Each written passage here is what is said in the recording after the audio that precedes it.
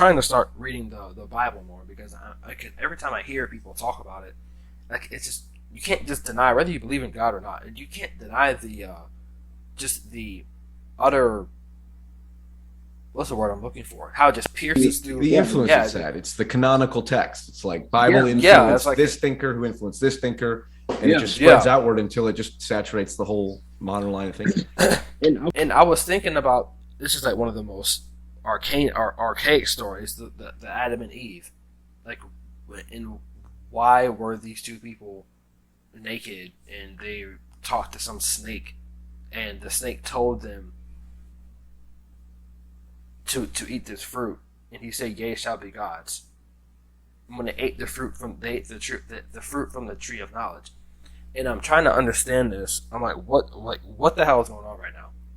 Why is this serpent talking to them? Why is the serpent talking? Period. And why is that? Why is this a tree of knowledge? Why isn't it a tree of truth? Why isn't the tree of virtue? Why isn't the tree of power? Why isn't the tree of prosperity? Why is it the tree of knowledge? And there is an implicit separation between truth and knowledge. And there's another verse I'm going to talk about in a second. I want to know your opinion on it. There's a difference between truth and knowledge. Like we have to get this settled out. And one of the ideas that I'm trying to think about, why it's like a serpent saying, "Ye shall be gods," when you get this knowledge, and this ties back to our Philia Sophia, Philia Nicaea argument, because they were going against what God was telling them to do. They said, "Don't go to that tree. You can't obtain this knowledge," and the serpent was telling them, "You can get this, and you will become a god once you get this knowledge." And when I understood this, it clicked in my head that they were. This is the precondition of the manifestation of corruption and evil. The acquisition of knowledge outside of a moral framework is by definition the precondition of evil. That's what it is. I'm going to get this knowledge outside of a moral framework, what God was telling them to do, and I'm going to use this knowledge as a tool outside of a moral framework. Your knowledge outside of a moral framework is rubbish. What good is it if it's not in a moral framework? Right. Many people, let's say we could just exterminate euthanasia. This happened. This was Acton T4, I believe, during the Second World War. This was something that Hitler implemented. We're gonna euthanize all the mentally challenged people, the elderly. We're just gonna get rid of them. And it was actual campaign. And they were doing it for the regime. That's a scientific fact. Well, look at all the positive aspects we're going to get.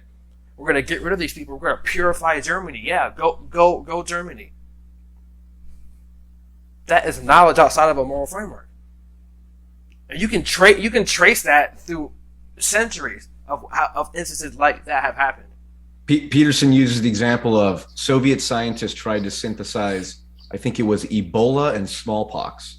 And Ebola is not that contagious, but very deadly, and smallpox is very contagious and less deadly. So if you synthesize them, you would create a superbug. And the idea is like, well, scientifically speaking, why the fuck not? Like the only reason that you would not do that is because there's some superordinate ethical principle that would say, well, maybe we shouldn't just synthesize, disease for the sake of, because you could say, well, hey, it's research. Why not? Why not try it out? It's like, why not? And if a purely scientific perspective, which is knowledge for knowledge's sake, with no boundaries, with no ethical boundaries, because ethics are just, right. And someone would listen to this and be like, you guys sound so stupid. Why would we do that? That would be bad. It's like, where are you getting that leap from? That it would be. What do you mean by bad? It would be bad. Why? How? Where are you getting that from? It's self-evident because it's so deeply rooted in our culture. Like, well, obviously we're not going to do things that would kill many people. It's like, yeah, well, and how did we get there? Yeah, and killing many people was the norm for most of human history.